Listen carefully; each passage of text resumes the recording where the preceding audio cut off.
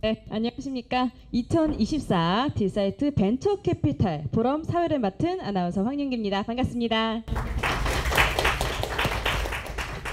네, 오늘 2024 벤처캐피탈 포럼은요. 벤처 투자 시장의 펀딩 및 회수 전략 점검이란 주제로 총 3개의 강연으로 진행될 예정입니다.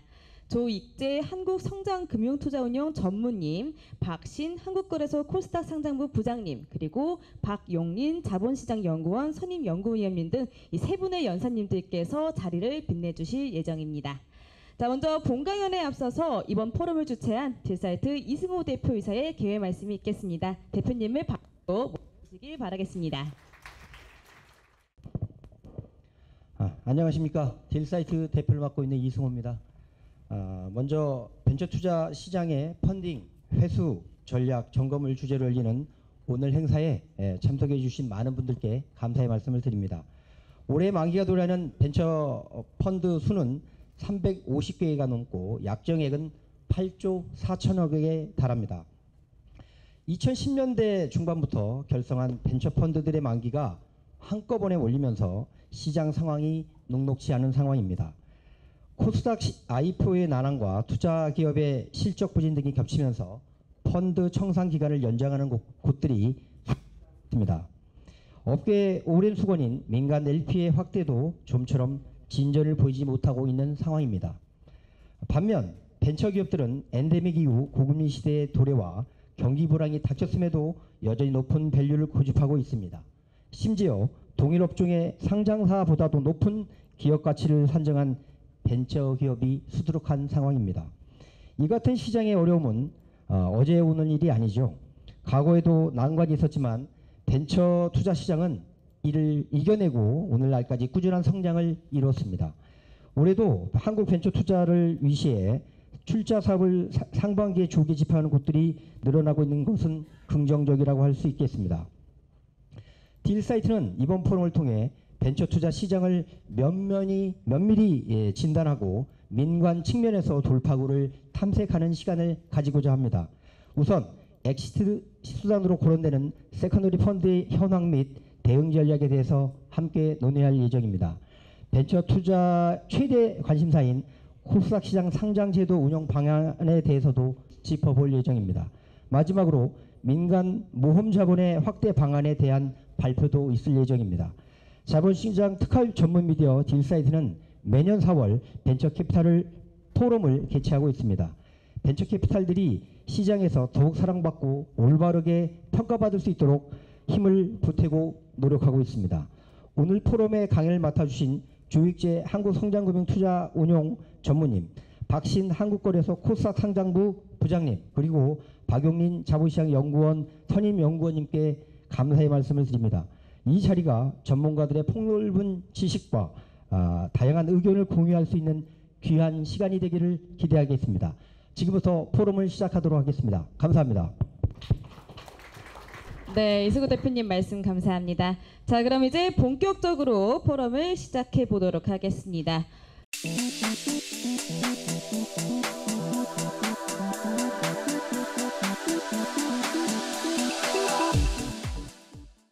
첫 번째 세션은 세컨더리 시장 현황 및 대응 전략이란 주제로 조익재 합북 전무님께서 지겠습니다. 자, 조익재 전무님께서는요, 한운용 모델팀과 대우증권 투자전략부 리서치서 2004년부터 2022년까지 하이투자증권에서 리서치 센터장, 법인 영업본부장을 역임하신 투자 전문가님이십니다. 박수로 모셔보도록 하겠습니다. 네, 한국성장금융 CIO 조익재입니다. 사실 오늘 제가 그 대타로 참석을 했습니다.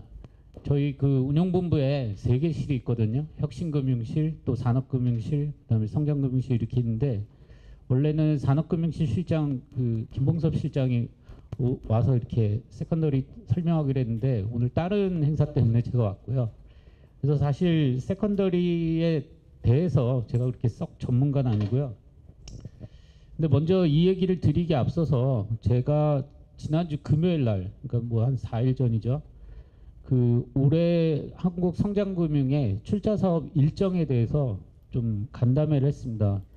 한 170개 넘는 기관에서 참석을 하셔가지고 상당히 이제 좀 관심 있는 그런 출자 사업에 대해서 관심 있는 부분을 보여주셨는데 오늘 오신 분들 중에는 그때 참석하신 분도 있는 것 같고 또 아닌 분들도 있는 것 같은데요.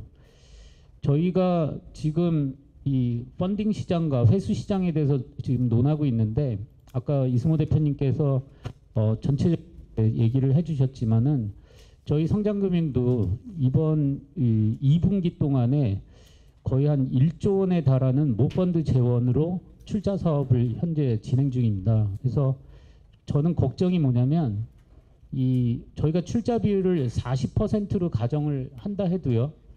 거의 2조 5천억 원의 자펀드를 결성해야 됩니다. 그러면 저희가 1조 원을 출자 사업 재원을 제공하고 그러면 GP분들이 1조 5천억 원을 어디선가는 이제 구해 와야지 펀딩이 그러니까 펀드 자체가 결성되지 않겠습니까? 근데 지금 뭐 은행분들이라든지 이런 분들이 성장금융의 출자 재원을 굉장히 많이 주셨어요. 그래서 은행들 LOC가 과연 나올까 하는 그런 의문도 있고요. 그다음에 또 부동산 PF라든지 또 해외 부동산 문제 때문에 캐피탈 또 저축은행 또 심지어는 일부 공제회 이런 분들도 자금에 대해서 그렇게 어떻게 보면 이제 좀 재원을 계속 제공하기가 어려울 수 있는 그런 환경이라고 저희는 보고 있어요. 그래서 GP분들이 저희가 이제 2분기 동안에 아주 짧은 시간 동안에 굉장히 많은 출자 사업을 하는 데 있어서 혼돈하지 않고 가장 자신 있는 분야 이쪽 부분에 좀 지원을 해주십사 그런 차원에서 이제 간담회를 했고요. 오늘 다시 한번 조금 그 부분에 대해서 좀 말씀을 드리면 저희가 작년부터 이제 프로젝트 재원 중에 소진을 못하고 있는 부분이 있어요. 그래서 말씀드리면은 IBK M&A, 그러니까 M&A 관련해서 프로젝트 펀드 200억 재원이 있습니다. 그래서 좋은 딜이 있으신 분들은 저희 성장금융 수시 접수를 하거든요. 그래서 그런 부분들을 좀 관심 있게 해주셨으면 좋겠고요. 그리고 2021년부터 하던 소부장 프로젝트 재원도 약 200억 정도 있습니다. 그래서 이거는 뭐 다들 아시지만 굉장히 좀 광범위하지 않습니까? 소부장 전체 섹터에 대해서 다 하는 거기 때문에. 그리고 작년부터 하는 반도체 부분도 약 200억 정도 프로젝트 재원이 있습니다. 그래서 반도체에도 좋은 딜이 있으신 분들은 저희 쪽에 좀 수시 접수를 해주셨으면 좋겠습니다. 그리고 이제 블라인드 관련해서는 뭐 잘 아시다시피 이제 중견기업 블라인드를 합니다. 저희가 중견기업 관련해서는 산업통상자원부하고 계속 하던 중견기업 펀드가 있었는데요. 근데 그것과 다르게 금융위가 주도하는 중견기업 펀드를 하는데요. 총 2,500억 재원으로 5천억 이상 조성을 하는 펀드입니다.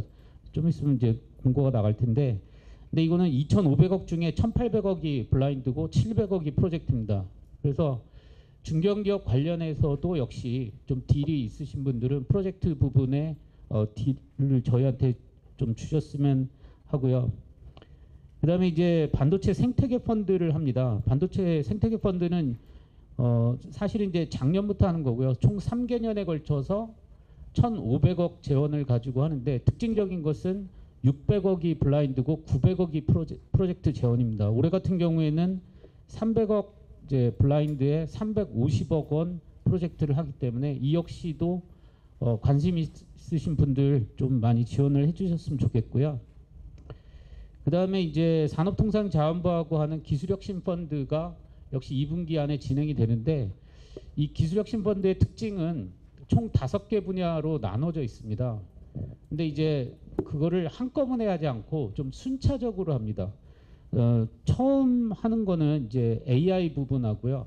또 민관 협력 부분, 그러니까 약간 방산 펀드라고 생각하시면 되겠고, 그 다음에 이제 CVC 펀드를 합니다. 그래서 요번 이제 3개 분야를 먼저 하고요. 그 다음에 지역 펀드 또 한 2주 정도 있다가 중견 펀드를 다시 한번 또 합니다. 그래서 이런 부분들에 관심 있으신 분들도 좀 지원을 많이 해주셨으면 좋겠고요. 이것도 재원 1,700억으로 한 3,500억 이상 조성을 하는 펀드이기 때문에 작은 펀드는 아니고요. 그다음에 이제 저희가 그 항상 매년 하는 산업은행과 같이 하는 혁신 성장 펀드 하는데 저희가 올해는 혁신 산업 펀드를 맡지 않았고 성장 지원 펀드를 맡았습니다. 그래서 이 부분은 이제 2,500억짜리 펀드 2개 총 5,000억을 조성하는 것인데 이게 사실은 이제 작년에는 좀 매칭 중심으로 했던 것이 올해는 좀 앵커 사업 쪽으로 가거든요. 그래서 2,500억짜리 펀드를 조성할 수 있는 이제 VC 사실 이 부분을 이제 P 쪽까지 다 비이클 다 포함해서 하긴 하는데 이게 주목적이 유니콘 육성입니다. 그래서 이런 대규모 펀드들을 조성한 데 있어서 굉장히 좀 쉽지 않아 보인다라는 차원에서 계속 좀 말씀을 드리는 거고요. 그다음에 마지막으로 드리고 싶은 얘기는 저희가 이제 원래 한국성장금융이 2013년부터 운영했던 성장 사다리 펀드를 이제 더 특정해서 잘 운영하라고 이제 만들어진 회사입니다. 2016년에 출범한 회사인데 이 성장 사다리가 2013년에 만들어지고 나서 10년이 지나면서 사다리의 이제 투자 기간이 끝났습니다. 그래서 작년에 이제 사다리를 연장하지 않고 성장 사다리 2 펀드의 운용사를 이제 했는데 저희가 또 이제 성장 사다리 2를 맡게 됐어요. 근데 성장 사다리 2가 주목적이 뭐냐 했을 때 딥테크하고요. 그다음에 에너지 기후 테크, 그다음에 세컨더리입니다. 다시 말해서 성장 사다리 2는 민간이 하지 않는 부분에 이제 주로 투자를 해라라는 미션을 가지고 있고요. 그리고 말씀드렸지만 그 세 번째 미션 중에 하나가 회수 시장 활성화에 자금을 공급해라라는 겁니다. 그래서 오늘 제가 주제로 잡은 게 세컨더리 쪽을 주제로 잡은 이유도 사실은 성장 사다리 2에서 나오는 재원들이 사실 이 세컨더리 시장에 이제 공급을 하기 때문에 하는 건데요. 사실 이 부분에 대해서 아까 제가 서두에 말씀드렸지만 김봉섭 실장이 하는 이제 부분인데 제가 간단하게 이 부분에 대해서 좀 설명을 드릴게요.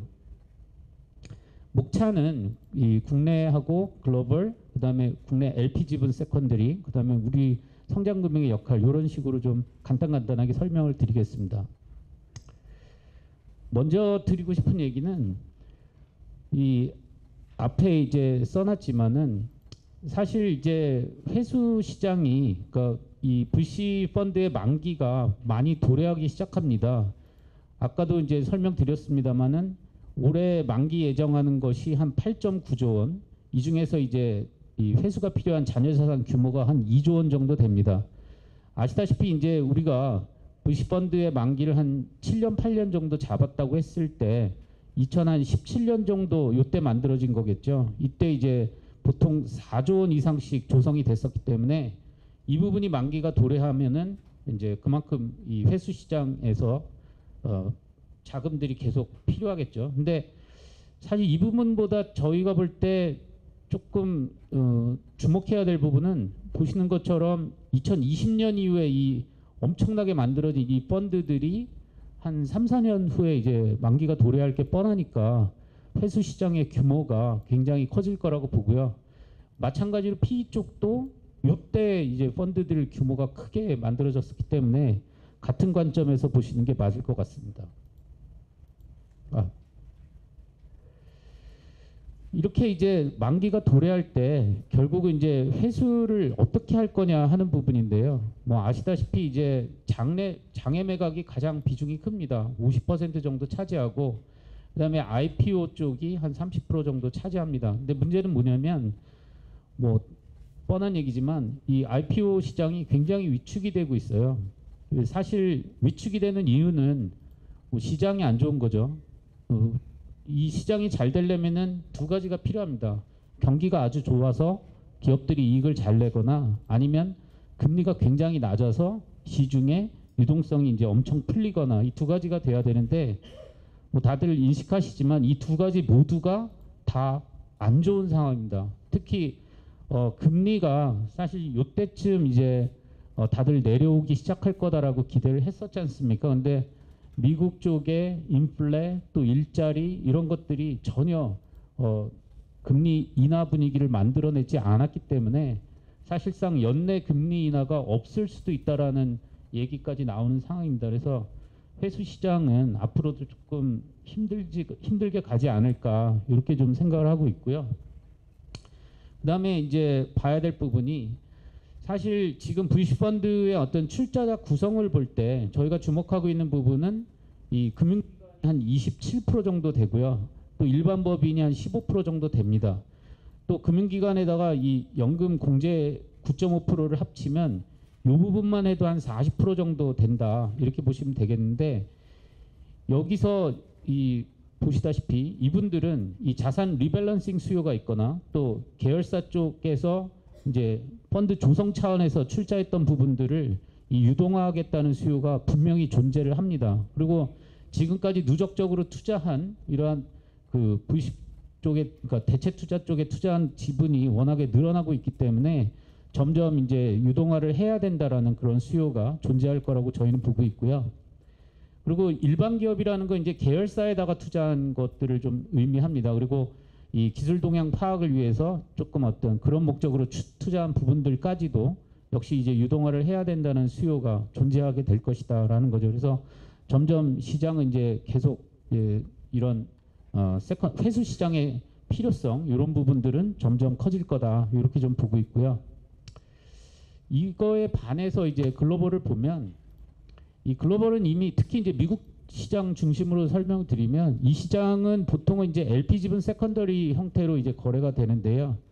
근데 이 LP 지분 세컨더리 시장이 이렇게 규모 면에서 보시면 2016년에 37빌리언 달러에서 지금 같은 경우 한 132빌리언 달러로 엄청나게 지금 시장이 확대되고 있는데 이렇게 확대되는 이유가 뭘까라고 생각을 해보면 뭐 아까 말씀드린 것처럼 이제 이 VC 펀드의 규모가 워낙에 커져 왔던 부분도 분명히 있지만 무엇보다도 우리가 이피션트 프론티어 선상에서 봤을 때 보시다시피 이 굉장히 이 좋은 펀드입니다. 리스크는 낮은데 리턴은 굉장히 높은 이렇게 되는 이유는 계속 사실은 다 이제 할인해서 매입을 하지 않습니까? 그리고 남은 이제 이 회수 기간 그러니까 만기까지 남은 기간이 워낙 짧기 때문에 기간도 짧고 그다음에 디스카운트해서 사고 하다 보니까 위험이 낮고 수익은 높은 굉장히 그 이피션트한 그런 이제 에셋입니다.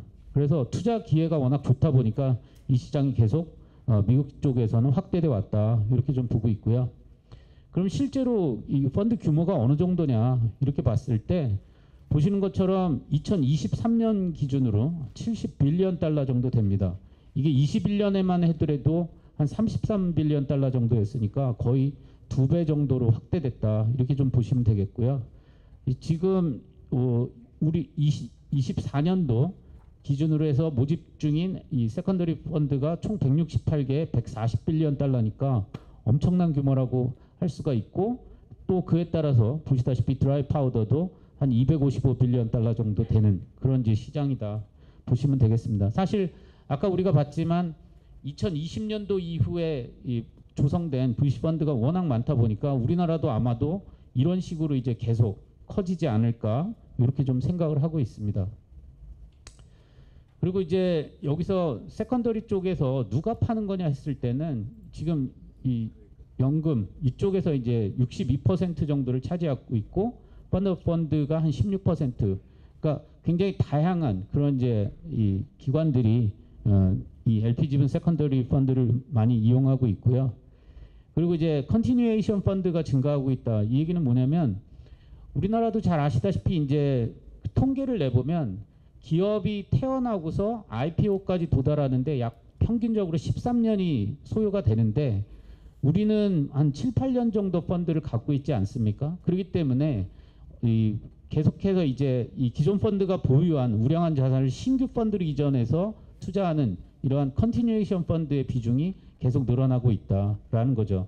전체 펀드 기준으로 볼 때 2020년 5%에 불과했던 것이 2023년에는 한 12% 정도로 늘어나고 있어요. 그래서 저희가 볼 때도 우리나라도 이런 식으로 이제 좀 테일엔드 성격의 세컨더리 펀드가 계속해서 늘어나지 않을까 이렇게 좀 보고 있습니다.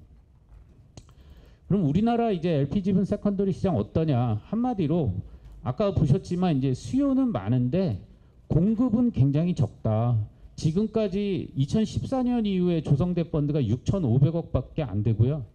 사실 연도별로도 보더라도 2,000억을 넘은 경우가 거의 없습니다. 그래서 아직 이제 막 세컨더리 펀드들이 굉장히 많이 만들어지고 있지만은 지금까지는 어떤 시장의 수요에 비해서는 이러한 펀드들의 공급이 많지가 않았지 않았나라고 생각이 들고요. 그래서 아까 이제 제가 성장사다리 2를 말씀드릴 때 정부도 이런 부분에 대해서 이제 인식을 하고 있기 때문에 이 시장을 좀 키우라는 걸로 성장사다리 펀드를 좀 조성을 했다라고 말씀드리면 되겠고요.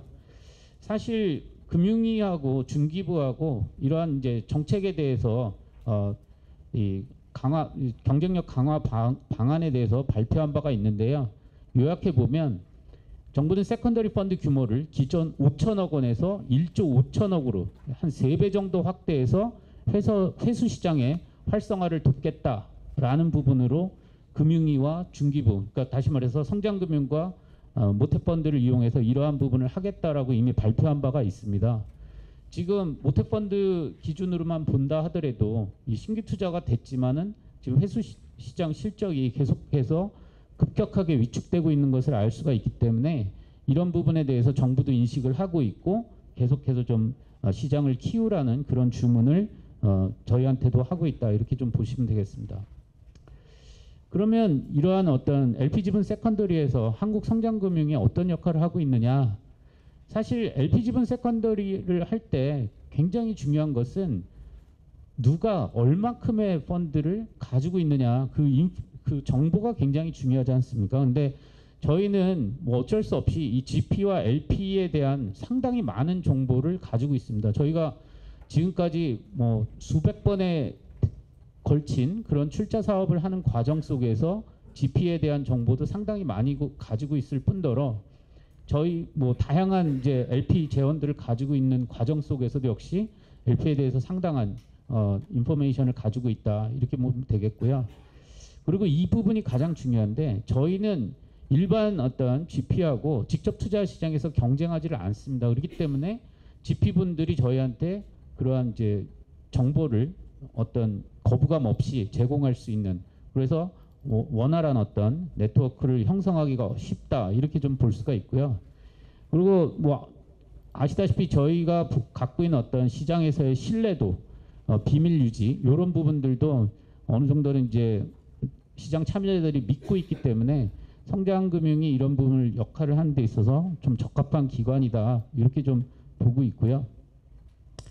저희가 지금까지 이제 투자한 부분들을 좀 정리를 해보면 뭐 사실 뭐 이렇게 뭐 건수는 많지만 규모는 굉장히 좀 보잘것없습니다. 그래서 이런 부분들이 이제 저희가 지금까지 이렇게 해왔지만 많이 좀 확대를 해나갈 것이다 이렇게 좀 말씀드릴 수가 있겠고요.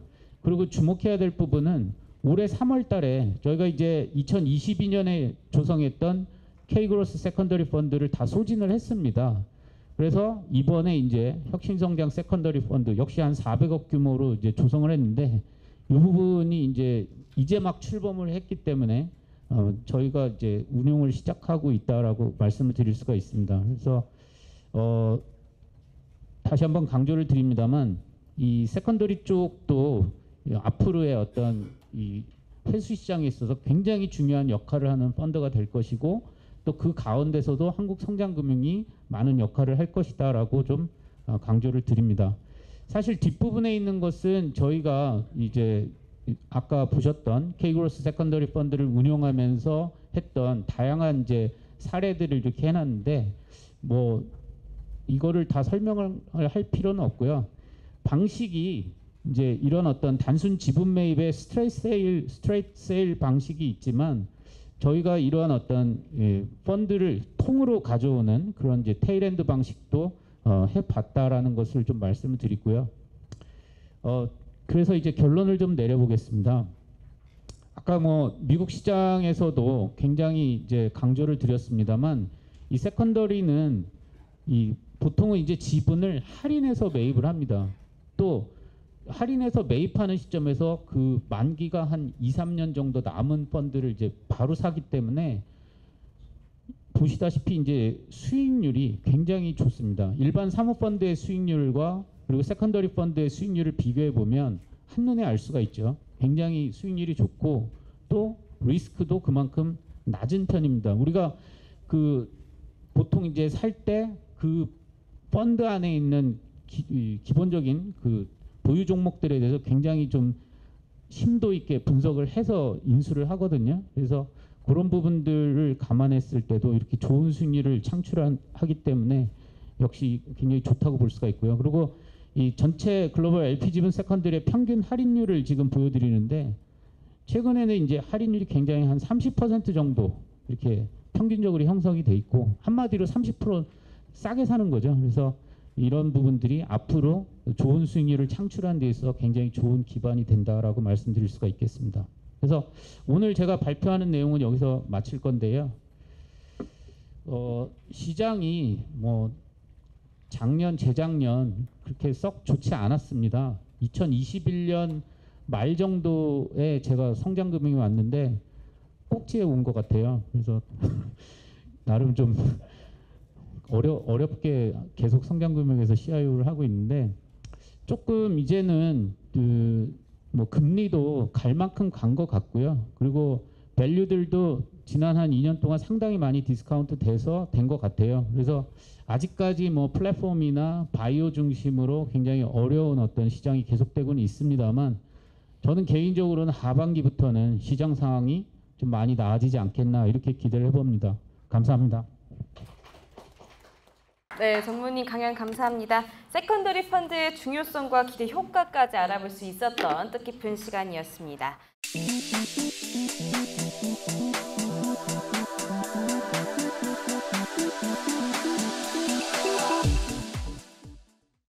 자, 다음은요. 박신 한국거래소 코스닥 상장부 부장님께서 코스닥 시장 상장 제도 운영 방향이라는 주제로 강연해 주시겠습니다.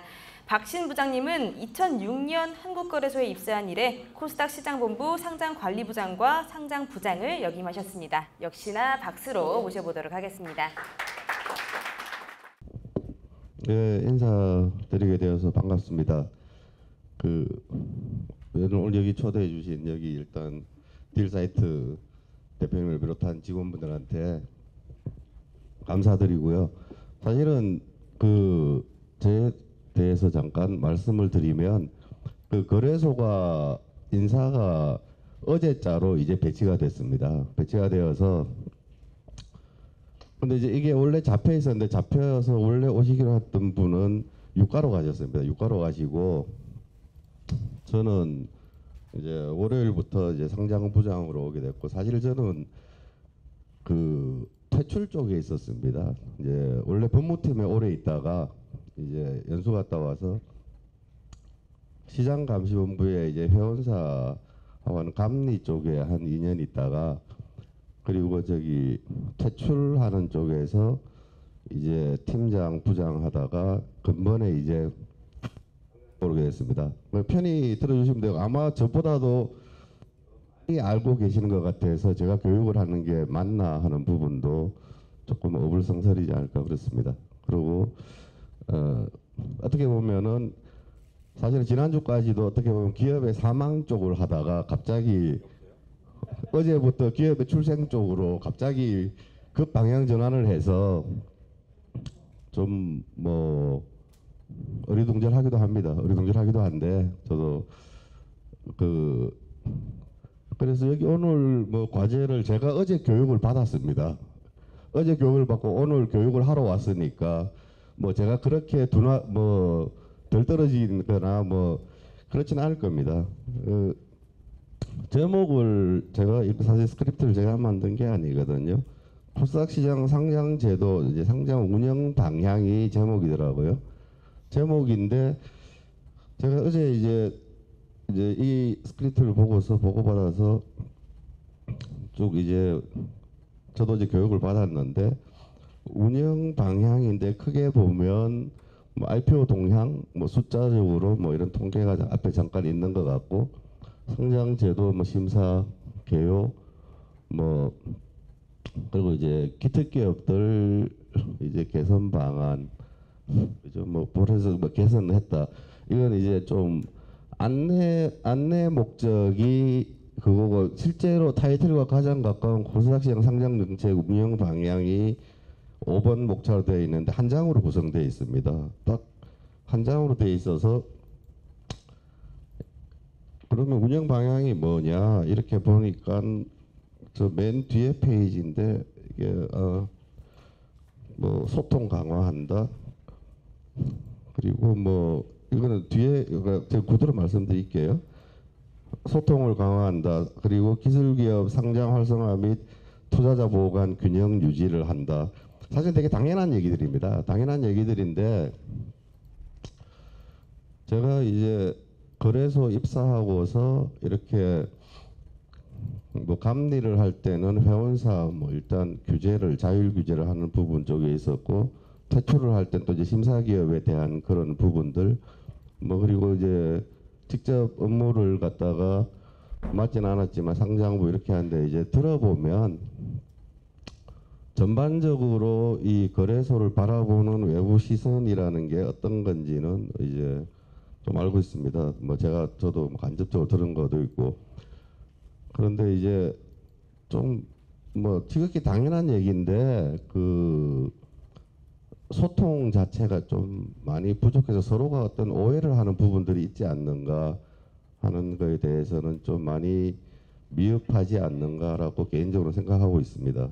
그리고 지금 여기에 참석하셨던 뭐 VC 분들, 뭐 증권사 분들 전부 다 사실은 우리는 공동 목표를 향해서 이렇게 가는 동반자이고, 공동 협력 관계에서 서로가 그런 부분들에 대해서 의사를 나누어서 가장 옵티멀한 방식적으로 어떤 시장을 운영을 해야 되는데, 조금 보면은 이제 그런 부분들이 제가 또 내부에 있는 관련 직원들한테 또 이렇게 뭐 얘기를 들어보면, 저희 거래소 직원들이 상당히 생각보다는 열심히 일하고 되게 업무에 대한 그런 뭐 자부심이랄까, 어떤 열정이랄까 되게 강합니다. 강한데 이제 그 부분들은 조금 또 덜 알려져 있는 부분들도 있고, 또 외부에서 보실 때는 왜 저렇게 할까 잘 이해가 안 간다, 이렇게 뭔가 일관된 기조가 있기는 있는 건가, 뭐 예를 들어서 시장을 너무 모르나, 뭐 이런 얘기도 사실은 뭐 들리는 것도 알고 있습니다. 근데 이거는 제가 느끼기에는 좀 충분하게 그런 부분 소통이 안 되지 않냐. 그러니까 뭐 특정 종목, 특정 기업을 상장을 시키냐 폐지를 시키냐가 중요한 게 아니고, 시장에서 어떠한 경우와 왜 이런 이유 때문에 이러한 방식의 상장을 하고 퇴출도 이러한 방식의 퇴출을 한다는 게 시장에 충분하게 컨센서스를 만들어서 예측이 가능한가, 그리고 그렇게 할 수밖에 없는 이유가 있다라면 그 이유를 시장에서도 충분히 알고 공감을 만들어가는 과정이 저희가 좀 부족하지 않았나, 그런 생각을 합니다, 개인적으로는. 그래서 제가 오늘 사실은 뭐 특별하게 뭐를 갖다 저보다 잘하실 것 같은데 교육을 굳이 하는 주목적으로 온 건 아닙니다. 온 건 아닌데 좀 많이 만나 뵙고 싶었고, 이제 저희가 그런 부분들을 많이 고민하고 있고, 사실은 저희 진위는 그렇지 않은가도 충분히 알려드려야 될 것 같아서, 좋은 기회가 될 것 같아서 온 이유도 있습니다. 이유도 있고, 그래서 그 향후의 상장에 대해서는 조금 뭐 작년에 이제 저희 옆부서니까 이렇게 들어보면 좀 뭐 특정 종목에 대해서는 조금 뭐 시끄러웠던 적도 있는 것 같고, 좀 그랬던 것 같습니다.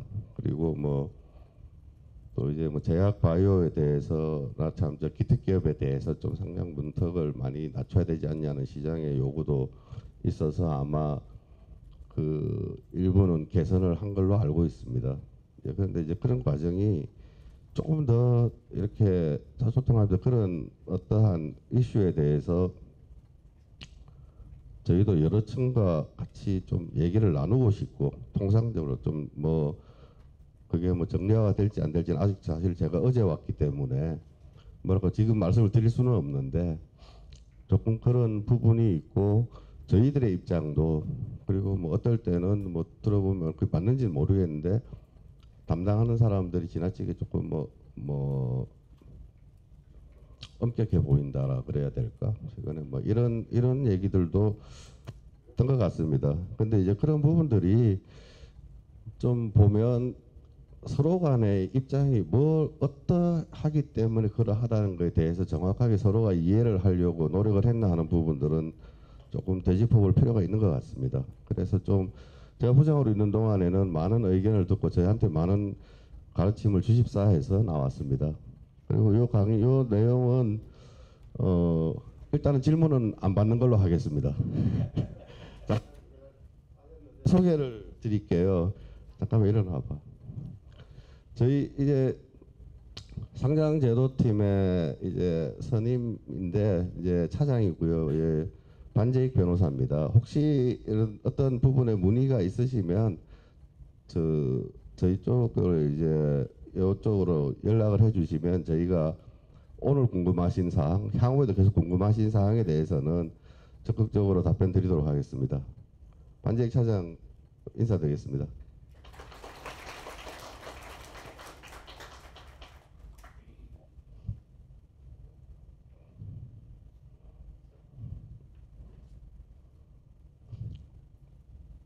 편히 들어주시면 되겠습니다. 큰 부담 가지실 것도 없고 저도 사실 잘 모릅니다.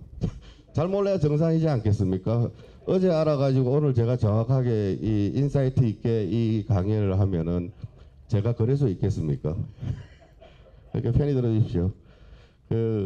아마 상장 이게 이제 IPO 동향이라고 이제 신규 상장 현황인가 봅니다. 여기에 초록색은 이제 전체 맨 뒤에 보시 23년도에 23년도 132개사라서 뭐 크게 차이는 없습니다. 전년도 대비로. 그리고 보시면 이제 그 안에 세부적으로 보시면 주황색이 이제 그 기특기업입니다. 이제 기특기업이 보시면은 이게 18년이죠, 그죠? 18년에 이제 21개로 조금 요 전년 대비로 증가를 하면서 조금 자리를 잡아가지고 이제 지나오면서 뭐 작년이 그래도 35개사로 좀 상당히 많았던 것 같습니다. 이제 예비심사 신청 현황입니다. 뭐 사실은 23년도는 22년도랑 크게 사실은 저희 통계치로는 크게 달라진 바는 별로 없습니다. 없고 보시면 그냥 여기서 뭐 그래서 174개에서 167개 정도로 이제 뭐 비슷한 수준입니다. 비슷한 수준이고 밑에 일반은 보시면 뭐 일반도 비슷한데 일반은 조금 감소를 하고 그 보시면은 뭐 기특기업 쪽이 조금 신청 이제 기업 수가 늘어난 걸 확인하실 수 있습니다. 이제 공모액은 이제 23년도에 약 한 뭐 2조 7천억 원 정도로 뭐 소폭 감소, 뭐 2조 9천억 대비는 좀 소폭 감소한 바 있습니다. 이제 아까 말씀드린 바와 같이 이제 기술기업이 상장사가 좀 35개사가 되어서 좀 수가 증가했고 이제 공모액도 뭐 전년 대비로 증가를 해서 뭐 혁신기업의 자금 조달 원활화에 기여를 했다고 뭐 저희는 자평하고 있습니다.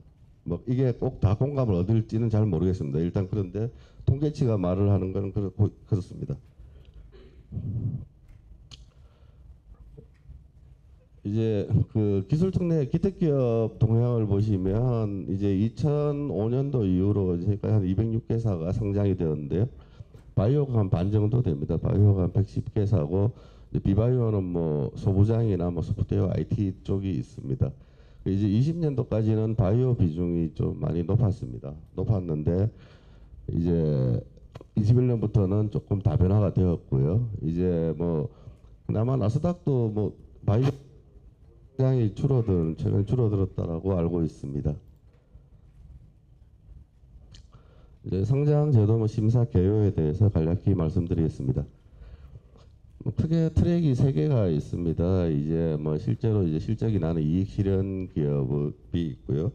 여기에 대해서는 뭐 수익성 중심으로 뭐 이러한 항목들 약간 조금씩 여러 가지로 또 더 세분화되어 있습니다.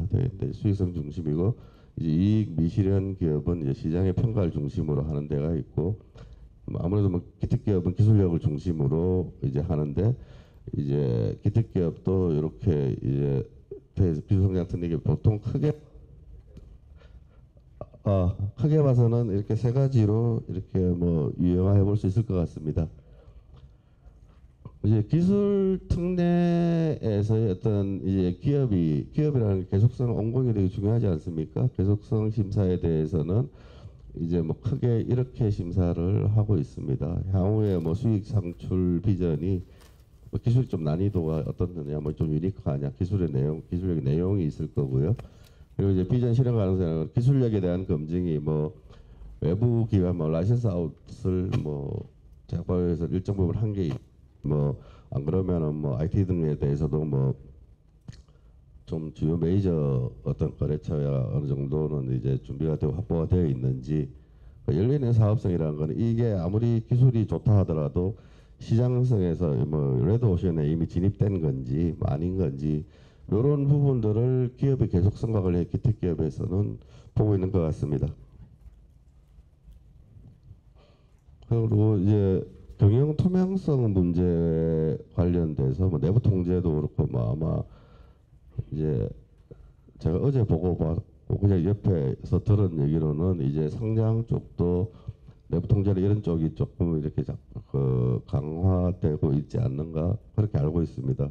저는 퇴출에 있다 보니까는 사실 퇴출에서는 이게 되게 중요합니다. 사실은 제 개인적인 생각으로는 코스닥 기업이 밸류업이 단순하게 어떠한 기업에다가 무조건 긍정적인 면만을 어떠한 그 인센티브 부여도 되게 중요하다고 생각합니다. 뭐 중요해서 그런 활성화도 중요한데 또 반대편의 의미에서는 이제 퇴출에서 그때 제가 느낀 거는 시장의 건전성을 오히려 전체 시장을 갖다가 불신하게 만드는 그런 부분들도 있어서 이제 그런 부분들은 오히려 그런 기업들은 이미 상장된 기업이라도 좀 이렇게 걸러내야 전체 기업들이 코스닥시장의 기업들이 제대로 된 평가를 받을 수 있고 그런 의미에서는 그런 부분들 뭐 기업의 건전성, 경영 투명성 이런 부분들도 강조가 되어야 그 다른 상장을 준비하시는 분들도 그거를 조금 더 이제 관심을 가지고 받아들이시고 그렇게 기업 문화가 되면은 시장 전체가 조금은 밸류업이 되지 않을까 개인적으로 그렇게 생각하고 있습니다.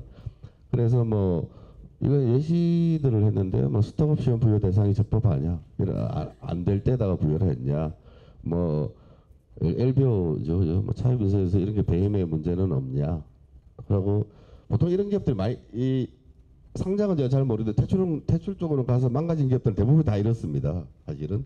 그래서 특수관계인에 대한 어떤 이익 공여 문제 그리고 이제 그런 게 되게 많습니다. 이제 이 상장은 잘 모르겠습니다. 일단은. 근데 뭐 최대에서 직접적 간접적 이익 공여, 인위적인 매출, 뭐 일시 매출, 인위적인 매출로 손익 조정이나 매출 문제, 내부 통제 관리 부실 이제 뭐 이런 것들입니다. 뭐 법카 뭐 이렇게 썼다.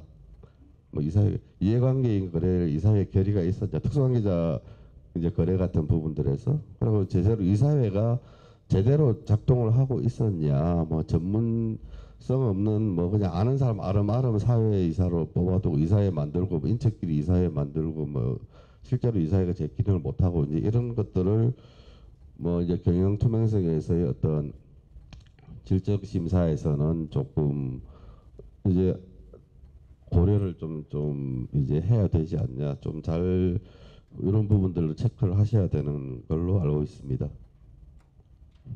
이제 기특기업 제도 개선 방안 주요 내용에 대해서 뭐 간략히 말씀드리겠습니다.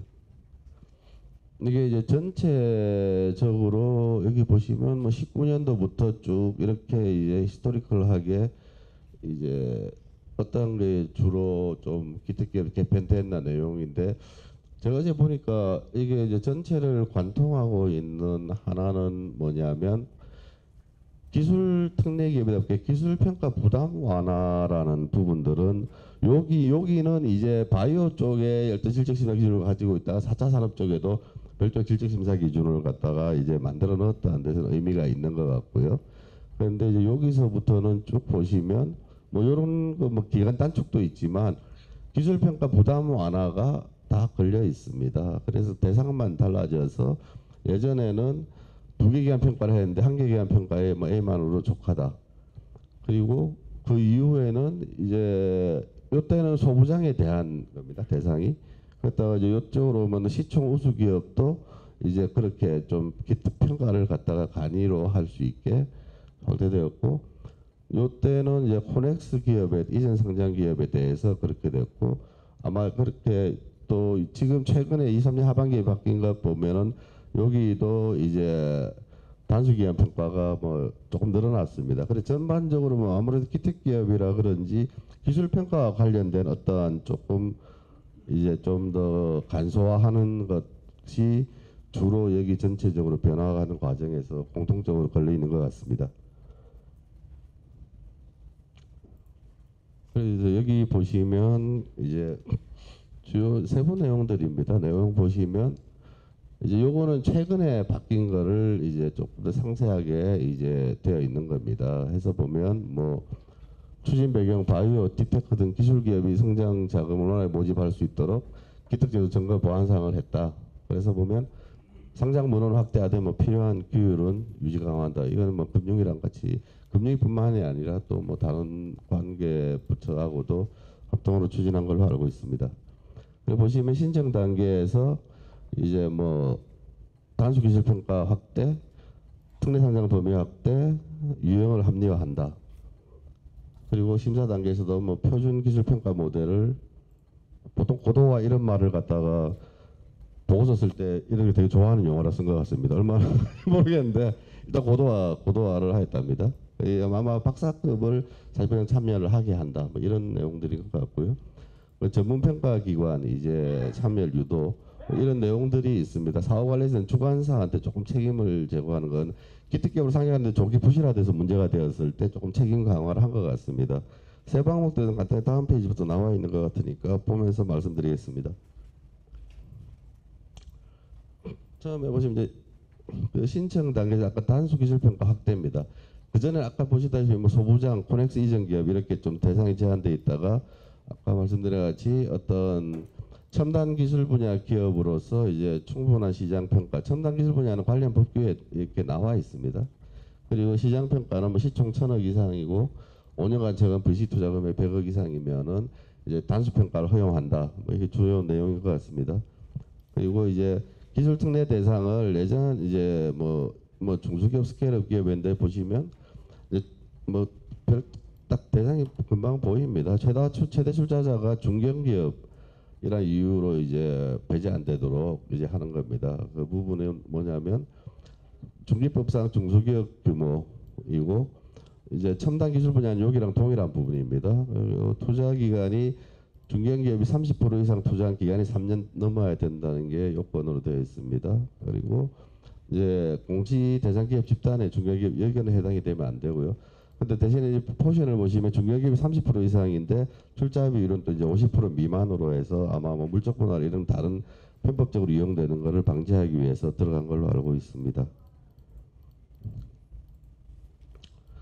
그리고 이제 기술 특례 상장 유형 합리화라는 건 예전에는 이제 기특기업 내 기술 평가 트랙이라고 있는데 이건 이제 전문 평가기관이 평가를 하고 성장성 추천 트랙은 주관사들이 하는 부분이 있는데 평가에서 둘 중에 하나를 선택을 할 수 있게 혁신 기술을 볼지 사업 모델을 볼지를 이 안에서도 이렇게 선택을 할 수 있게 되어 있었다고 그럽니다. 근데 이제 개선된 게 기술 평가 트랙에서는 이게 좀 상식적인데 기술 평가 트랙에 내에서는 전문 평가 기관은 혁신 기술에 대한 부분을 평가를 하는 걸로 하고 성장성 쪽에서는 사업 모델 트랙은 주관사가 사업성 성장성 평가하는 걸로 각각 잘하고 거기에 부합하는 쪽으로 이렇게 단일화되었다. 그런 내용인 것 같습니다. 그다음에 이제 그 표준 기술 평가 모델을 고도화했다 그러는데 이제 지속적으로 이건 아마 계속적으로 이제 업데이트가 될 것 같습니다. 이제 전문평가기관이 제기한 건의사항에 기술성 쪽 부분을 조금 더 상향 조정하자, 뭐 이런 부분들을 우선 반영했다. 그리고 기술평가 같은 거 구성을 할 때 이제 조금 더 전문성을 위해서 뭐 박사급 이상 분들을 40% 이상 참여를 의무화한다. 이제 그런 내용이 주된 내용입니다. 그리고 이제 전문평가기관 참여라는 게 국제연구기관이 17개고 지금 TCB가 7개가 아니라 8개라고 방금 저희 차장님 얘기를 해줬는데 8개가 있는데 각각이 조금씩 미진한 부분들이 아쉬웠던 부분들이 국제연구기관은 평가에 참여 유인 이제 동기가 좀 부족하다. TCB는 인력이 상대적으로 부족하다가 조금씩 이제 서로 간에 좀 미흡한 점인 것 같습니다. 그런데 국제연구기관을 이게 뭐 KPI 이런 데다가 이런 데 기평에 참여 실적 등을 추가를 하게 관계 당국 등에 협의를 해가지고 좀 적극적으로 참여를 하도록 한다 그런 취지입니다. 그리고 이제 TCB 전문성을 위해서는 좀 이제 국가연구정보 시스템의 전문가 정보를 활용을 해서 조금 더 이제 전문성을 띠게 이제 그렇게 유도한다 그런 내용인 것 같습니다. 그리고 심사 단계 전문성 제고와 관련해서는 이건 아까 말씀드린 부분입니다. 이제 거래소 내부에 이제 전문가 회의가 기특기업은 통상 전문가 회의를 엽니다. 전문가 회의를 열고 상장 심사는 상장위에서 1차적으로 하게 되는데 좀 전문성을 더 강화하자 뭐 이런 부분입니다. 그래서 현재로는 보면은 전문가 회의의 전문가 섭외가 좀 어려운 부분들이 있었나 봅니다. 아무래도 그리고 이제 상장위에도 전문가를 구인 중에 한 명을 했는 건데 이제 그런 부분들에 대해서 이제 보시면 뭐 전문가 풀도 좀 이렇게 강화를 해서 상장위원회 전문가도 뭐 13명에서 20명 이상으로 증원한다. 그리고 상장위원회도 한 분이 들어가던 걸 기술 전문가 2분이 들어가서 좀 더 전문성 있는 심사를 하겠다.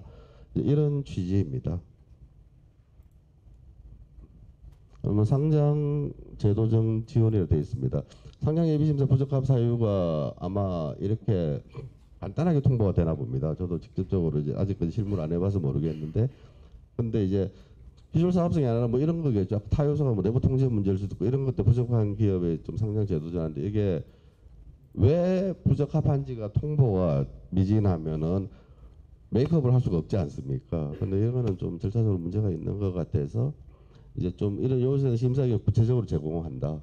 그리고 부적합 탈락한 기업 일정 기간 내 재심사를 하게 되면 뭐 단수평가 우선하고 심사기를 단축하겠다 했는데 여기서는 뭐 그 어떤 심사기업의 절차적인 권리를 보호한다 측면 그리고 이제 이런 이거는 당연히 좀 돼야 되는 부분이 아닌가. 그러니까 왜 안 됐는가를 모르면은 다음에도 안 될 뿐만 아니라 심사기업에도 뭐 주관사 마찬가지고 충분히 소명을 할 수가 없기 때문에 이런 부분들은 좀 더 강화되는 쪽으로 긍정적인 것 같습니다. 제가 작년에까지 퇴출을 할 때도 조금 부장하면서 이제 내부적으로 논의를 해서 좀 바뀐 게 문제가 있다라는 부분들은 이제 저희가 이제 퇴출 같은 경우를 예를 들면은 대상 실질 심사 하겠다라고 해서 되었다라 하면은 회사에서 개선 계획서를 내거든요. 근데 개선 계획서를 내려 그러면 대상이 왜 대상이 지정됐는지 어떤 게 문제점이 있는지를 정확하게 지적을 해줘야 회사가 사실이 아닌데 오해를 했다라 하면 소명을 할 거고 필요로 하면 문제가 있다고 자기가 인식을 하게 되면 개선 계획에 담으려면 그래서 이 통보가 절차적으로 되게 중요하다고 개인적으로 생각을 합니다. 아까 말씀드린 바와 같이 소통이 강화돼야 된다는 얘기 자체도 뭔가 투명하고 명확하게 어떤 입장을 정확하게 얘기를 해주고 거기에 대해서 또 상대방도 그런 부분들에 대해서 뭐 소명을 할 수도 있고 개선을 할 수도 있고 어쨌든가 간에 그 한 전 단계로서의 소통에서 이런 통보는 뭐 생각보다 중요한 일이 아닌가 의미가 있지 않는가 그렇게 생각하고 있습니다. 그리고 거래소와 금감원의 뭐 정보 공유 확대도 한번 그냥 그 배포해드린 데를 그냥 보시면 되겠습니다. 이제 사후 관리 문제 뭐 투자자 보호 부분인데 이제 상장 주선인의 책임을 좀 강화를 했다. 이제 주관사 책임성을 조금 높였다. 이게 왜냐하면 아마 뭐 조기 부실화 문제 때문에 뭐 최근에 이런 게 있다 보니까 된 것 같습니다. 그래서 3년 이내에 주선한 기특기업이 상장 2년 내에 관리나 투자 주의 환기 종목이나 또는 상폐가 되게 되면 해당 기간 내에 특례 상향 주선 시에는 뭐 풋백 옵션 부과를 6개월 하고 의무 인수주식 보호 예수 연장을 뭐 3에서 6개월로 연장한다. 뭐 이런 내용입니다. 그리고 정보 제공 강화는 KRX의 정보 데이터 시스템 개편에서 기특 관련 정보 제공을 강화하는데 아마 다른 부분들도 다른 일반 기업들도 이거는 같이 개발하는 김에 하는 걸로 그렇게 보고를 받았습니다. 예, 참조하시면 되겠습니다. 이제 기특 뭐 상장시 프로세스 개선 추진 내용이라 되어 있습니다. 이제 예비심사 이후 영업실적 관련 공시계획을 진구한다. 뭐 예비심사 승인 후 상장 이전까지 동안에 월별 매출 정보를 어떻게 투자를 대상으로 공시를 할지를 갖다가 제출을 받는다. 뭐 이게 뭐 아마 작년에 이런 것 관련돼서 조금 문제가 있었던 논란이 있었던 기업이 있었나 봅니다. 그래서 이렇게 보완을 하겠다. 그리고 기술성장기업 시장성 의견서도 활용도 한다. 그러니까 이제 시장 전문가인 애널리스트 분들의 의견이 이제 반영될 수 있도록 해서 심사 당시 제출한 의견서를 주관서 홈페이지 등에다가 뭐 이런 내용들을 게시토록 개선한다. 그런 내용입니다. 그리고 이제 자본 잠식 해소 계획도 이제 주관사회가 조금은 더 잘 챙겨 보시라 그런 취지인 것 같습니다. 자본 잠식 상태의 기술기업 상장 신청 시에 이제 영업위험 평가서에 뭐 자본 잠식 해소 계획 같은 거를 좀 구체적으로 기재해 주십사 그런 내용입니다. 그리고 이제 뭐 매출액을 이제 조금 시나리오별로 해서 단일 수치가 아니고 뭐 좀 낙관적인 부분들, 좀 뉴트럴한 부분들, 약간 또 보수적으로 뭐 보수 수주 확장 얘기나 이렇게 보수적으로 해서 약간 시나리오 타입으로 이제 제시를 하도록 이제 공고한다 그런 얘기입니다. 정책 마지막 운영 방향입니다. 아까 처음 모두에 말씀드린 부분입니다. 지금은 제가 뭐라고 말씀을 드릴 수가 없지만 기본적인 입장은 좀 소통을 강화해야 되지 않냐. 그러니까 뭐 이런 로드쇼를 했었나 봅니다. 했었는데 이것도 중요하지만 좀 더 이제 관련 이쪽 산업에 같이 계신 분들하고 조금 특정 그 종목 기업의 이슈보다는 좀 전반적으로 시장에서 바라봤을 때는 이러한 부분들이 좀 아쉽다. 왜 아쉽냐 이러한 부분들이나 저희들로는 그러면 예를 들어서 그 부분에 대해서 검토를 하게 되면 사실 그 검토에 대한 내용들로 다시 만나서 좀 피드백을 드려가지고 또 이렇게 계속 논의를 해서 좀 이 상장 관련된 부분들에 대해서는 같이 협조 공조하에서 좀 시장을 잘 운영할 수 있도록 뭐 그렇게 할 수 있도록 노력하도록 하겠습니다. 제가 부장으로 인도하는 일단 이런 부분들은 뭐 가능한 범위 내에서는 저희 심사자들하고도 얘기를 또 이제 왜냐면 어제 아까 말씀드린 어제 발령이 났기 때문에 저 내부적으로도 입장도 들어봐야 됩니다. 심사자들이 이게 실질적으로 사실은 어제도 제가 그 나갈 때 보니까 너댓 명 정도 야근을 하고 있었거든요. 그러니까 뭐 이제 나름대로 열심히 한다고 하는데 이제 이런 거 소통하자 그러면 또 바빠 죽겠는데 뭐 그까지 부장 이상한 사람 와서 하냐 이렇게 얘기를 할 수도 있어서 일단은 부서의 의견을 들어봐야 됩니다. 부서원들의 의견도 되게 담당 부장은 중요하기 때문에 왜 그러느냐 근데 입장도 들어보고 근데 가급적이면 조금 더 뭐 그런 이런 소통 부분은 저희가 이제 말씀을 많이 들어봐야 되지 않냐 그리고 그렇게 좀 했으면 하는 생각입니다. 아까 이거는 뭐 되게 당연한 얘기입니다. 활성화가 된다는 거를 어떻게 보면은 약간은 사실상 배치되는 면일 수도 있습니다. 그래서 항상 말을 하는 게 조화로워야 된다 얘기를 하는데 이거는 뭐 어느 쪽이나 철학의 문제인데 사실 어느 하나를 포기를 하기는 곤란한 문제는 맞습니다. 투자자 보고도 투자보고 오히려 좀 그런 부분들을 통해서 시장에서 어떤 코스닥에 대한 신뢰가 투자자한테 있어야 사실은 이런 활성화가 또 잘 된다는 면에서는 반드시 배치되는 듯이 보이기도 하지만 어떻게는 서로가 상호 보완적일 수 있는 이렇게 부분도 있기 때문에 이 부분을 잘 유지하겠다. 이게 그 상장 정책의 운영 방향입니다. 여기까지가 아마 보고 그 말씀드릴 내용은 끝난 것 같고 모두의 말씀드린 바와 같이 질문은 받지 않도록 하겠습니다. 예, 감사합니다. 네, 박신 부장님 강연 감사합니다. 코스닥 시장 상장 운영 방안에 대해서 알 수 있었던 시간이었습니다.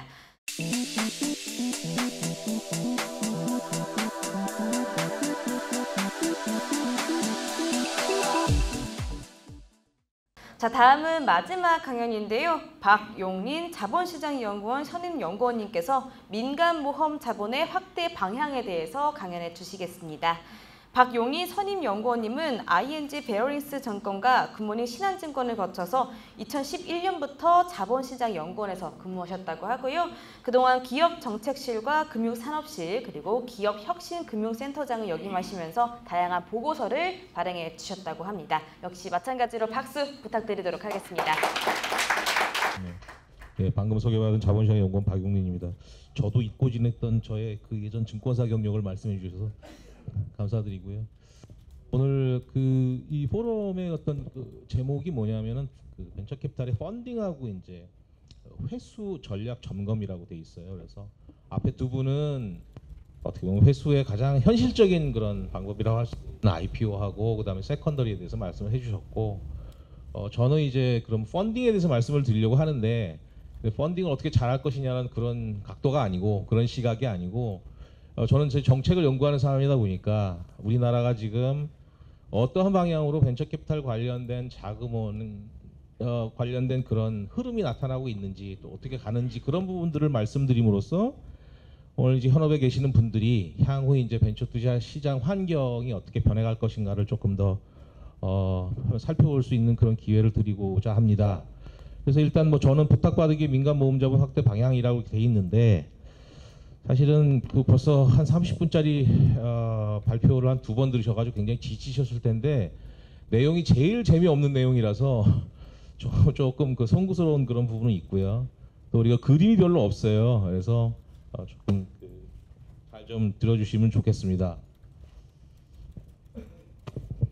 그래서 이제 제가 오늘 죄송합니다. 네.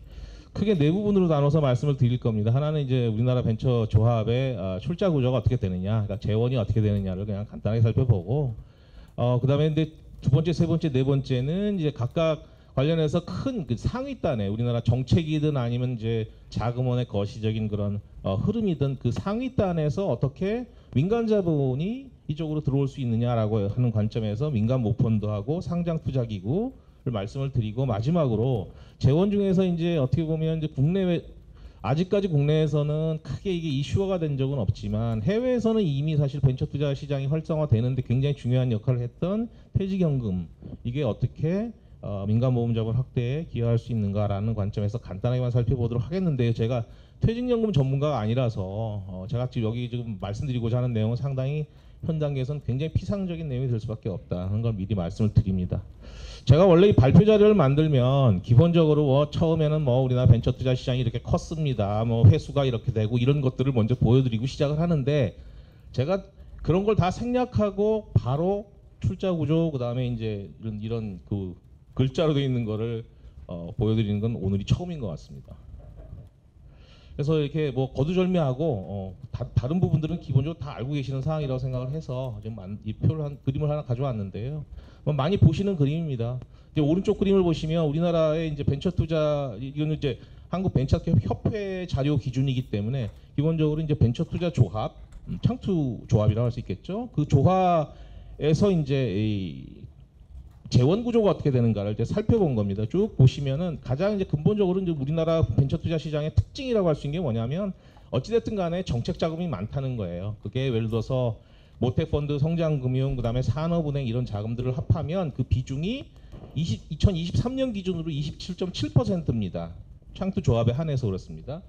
예, 그래서 이게 사실은 벤처캐피탈 시장 규모가 어느 정도 되는 주요 국가 기준으로 봤을 때는 상당히 높은 수준인 건 맞습니다. 그래서 어쨌든 정부 주도로 만들어진 시장이고, 다만 그래서 문제가 된다라고 말씀을 많이들 하시는데, 옛날 2016년 기준으로 이렇게 보시면 많이 줄어든 것도 사실이고, 이 기간 동안에 벤처 투자 시장 자금 모집 규모는 상당히 많이 늘어났습니다.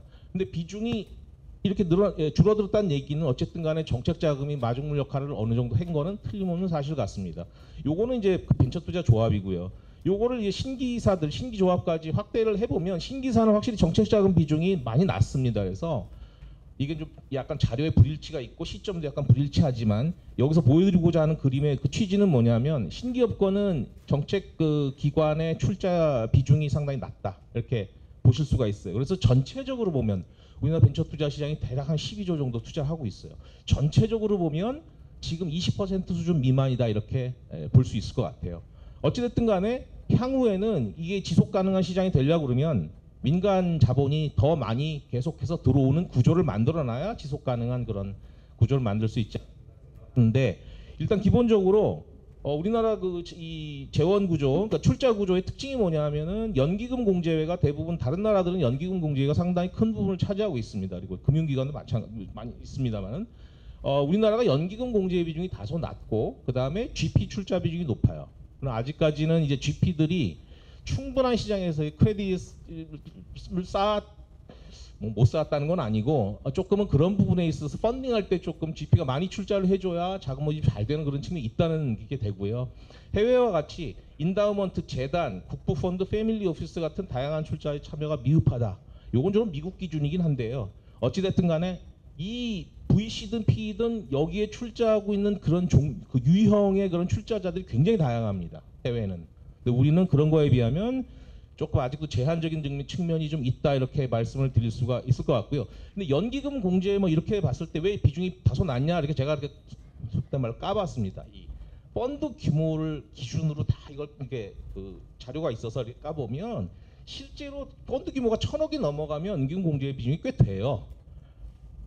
자잘한 펀드들이 많아서 거기에 연기금 공제들이 너무 경제성이 없으니까 출자하기 어려운 그런 측면들이 있는 거거든요. 그러니까 사실은 이런 비중이 높아지려면 연기금 공제 이런 비중이 높아지려면 그 펀드 규모 자체가 일정 규모 이상을 넘어가야 되는 그런 경제적인 이슈도 있다 이렇게 말씀드릴 수 있겠습니다. 그래서 이거는 이제 그 현 정부 들어와가지고 이제 정책 기조를 말씀을 드리는 거예요. 뭐 민간이 끌고 정부가 미는 역동적 경제다라고 되어 있는데요. 여기 보시면 민간 중심 성장 지원 정책 금융 마정물 역할 강화로 집약이 됩니다. 요 두 번째 얘기는 뭐냐면 기본적으로 정책 금융이 지금 모태펀드 예산이 깎이는 걸 보시면 아시겠습니다만 이게 기본적으로 정책 금융 재정이죠.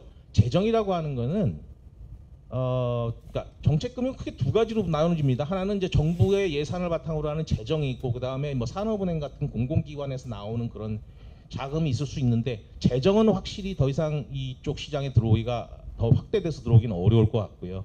결국은 공공 그런 정책 금융 기관을 통해서 이제 그게 유지가 될 것 같은데 어찌 됐든 간에 민간 자본에 대한 그런 자금 모집을 좀 확대해야 되는 그런 부분이 있습니다. 그래서 그런 상황이다 보니 결국은 이제 정부에서도 민간 자금이 어떻게 이런 모금 자본 시장, 뭐 벤처 투자 시장으로 유입이 될 수 있을까를 고민하는데 크게 방향은 일단은 민간 모펀드, 그다음에 모펀드니까 이제 펀드죠. 근데 이게 아까 성장금융이나 모태펀드와 같은 펀드가 되겠습니다. 그게 한 방향이고요. 두 번째는 상장 모금자본 투자 기구다. 이렇게 크게 보면 대별해서 볼 수 있겠다. 이렇게 말씀드릴 수 있겠습니다. 그림인데요. 이게 구조도가 이렇습니다. 그러니까 뭐냐면은 모금자본 시장의 구조는 뭐냐면 크게 보면 유형별로 사모하고 공모상장 이렇게 두 개로 나눠지고요.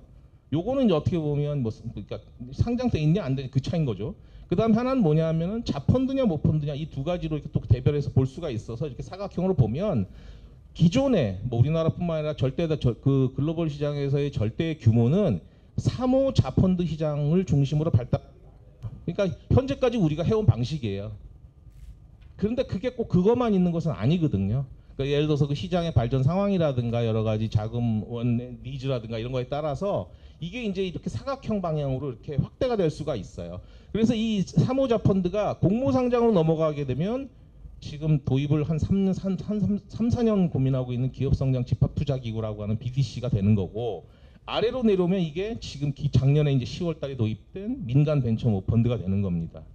그래서 지금 방향은 양쪽 방향으로 다 가고 있고요. 그다음에 이제 그쪽에서 다시 이제 이 두 개가 결합이 되면 이제 상장 민간 모펀드가 나오긴 합니다. 이건 해외에 다 있어요. 그래서 이 구조도는 기본적으로 해외에서 다 활용돼서 운용되고 있는 그런 구조다 이렇게 말씀드릴 수가 있겠고 지금 우리나라는 뭐 벤처투자조합, 신기조합, PEF 이런 것들은 다 지금 사모자펀드 이렇게 돼 있는 거고, 민간 벤처펀드는 사모인데 지금 모펀드로서 도입됐고, 그다음에 공모상장들이 남아 있는 거죠. 그래서 시장 규모를 보면 당연히 이제 사모자펀드가 대고요, 가장 크고, 민간 벤처펀드는 전 개인적으로 중이라고 보고, 역시 BDC도 중이라고 보고, 그다음에 상장돼 있는 민간 모펀드는 가장 규모가 작은 그런 규모라고 봅니다. 그래서 크게는 이 지금 민간 벤처모펀드와 기업성장 집합투자기구를 중심으로 될 텐데, 요거는 뭐 기존에 논의되고 있는 거를 이제 정리해 놓은 거고요. 그래서 민간 모펀드를 이렇게 살펴보시면 이게 우리나라가 지금 민간 모펀드를 도입할 만한 그런 시기가 이제 임박이라기보다는 뭐라고 해야 되나, 이게 아주 무르익었다 이렇게 볼 수가 있겠습니다. 그래서 이제 작년부터 그런 것들이 이제 도입이 되고 있는 거라고 볼 수 있고요. 기본적으로 민간 모펀드라고 하는 거는 아까 우리 저 성장금융에서 말씀을 하셨습니다만은 그게 그 말씀을 드리기 전에 일단은 뭐 자펀드 선별의 전문성, 그다음 운영 역량이 당연히 필요한 거죠. 그래서 이제 기본적으로 의의는 뭐냐면 이 모금 자본 시장의 그 가장 리스크 리턴 프로파일이 고위험 고수기예요, 기본적으로. 근데 그게 그렇게 하면은 자금원을 넓히기가 어려워요. 그거를 전환시켜 주는데 중위험 중수익으로 전환시켜 주는 투자 기구다, 이렇게 보시면 될 것 같고요. 두 번째는 뭐냐면 왜 모펀드가 중요하냐면 우수한 자본사들은 거기에 출자하기가 굉장히 어려워요. 한마디로 이제 GP가 갑이 되는 거죠. 그러다 보니까 이제 LP들이 예를 들어서 출자를 하고 싶은데, 좋은 운용사에 출자하고 싶은데 그 통로를 제공해 주는 게 이런 모펀드가 되는 거고, 세 번째는 뭐 이런 다양한 모펀드 구성을 통해서 투자 기회를 다양할 수 있다라고 말씀을 드릴 수 있는데, 그 역사적 배경을 잠깐만 말씀을 드리면 이게 해외 같은 경우 주로 미국 시장이 되겠죠. 민간 모펀드가 90년대 초반에 나타나기 시작합니다. 그러니까 벤처 투자 시장이 70년대에 막 활성화가 됐다고 본다면, 70년대 말부터 뭐 이렇게 활성화됐다고 본다면 대략 20년 정도와 경과하면, 길어야 20년 정도와 경과하면 이 벤처 모펀드들이, 그러니까 모펀드들이 이제 등장하고 이렇게 활성화되기 시작합니다. 이게 왜냐하면 기본적으로 기초 자산인 자펀드의 AUM이 어느 정도 되기 전까지는 이게 나타나기가 어려워요. 그래서 우리가 쭉 보면 역사적으로 민간 모펀드의 규모는 기초 자산 규모의 15% 수준이다라는 통계가 있습니다. 그거는 예를 들어 우리 시장의 AUM이 예를 들어서 한 50조다. 그러면 민간 모펀드가 그 중에서 한 7조, 5조, 7.5조 정도를 차지하는 그런 게 이제 정상적인 구조다, 이렇게 보여지는 거죠.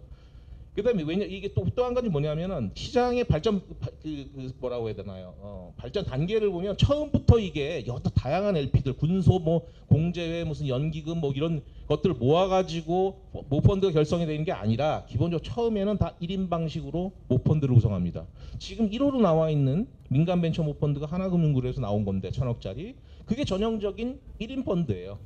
계열사 자금을 모아가지고 이걸 가지고 모펀드를 구성한 건데, 향후에는 이게 점차 커밍글드 된 방식, 다양한 그런 출자자들을 모아가지고 커밍글드 된 방식으로 아마 발전을 할 겁니다.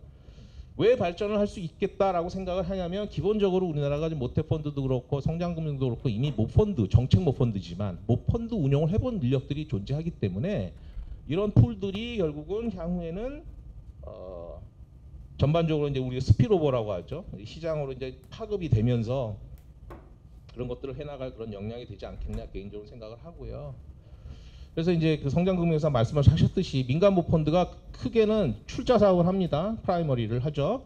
그 다음에 세컨더리를 해요. 아까 LP 지분 그 세컨더리를 할 수밖에 없어요. 왜냐하면 모펀드라고 하는 것 자체가 기본적으로 수익률을 높이는 방법 중에 하나가 이 세컨더리예요. 자기네 포트폴리오의 어떤 리스크 분산도 있고, 그다음 포트폴리오 구성을 위해서도 세컨더리가 필요하고, 그다음에 이제 수익률을 높이기 위해서 GP들이 가져오는 그런 추가 딜이 있습니다. 그게 뭐 매력적인 딜이 될 수도 있고, 뭐 사이즈가 작아서 그럴 수도 있고, 사이즈가 너무 커서 감당이 안 돼서 가져오는 것들도 있고, 그런데 이 공동 투자를 겸해서 직접 투자죠. 그래서 프라이머리, 세컨더리, 직접 투자의 세 가지 방식으로 운영을 하게 되는 거죠. 뭐 이건 뭐 너무 기술적인 내용이라 좀 생략을 하도록 하겠습니다.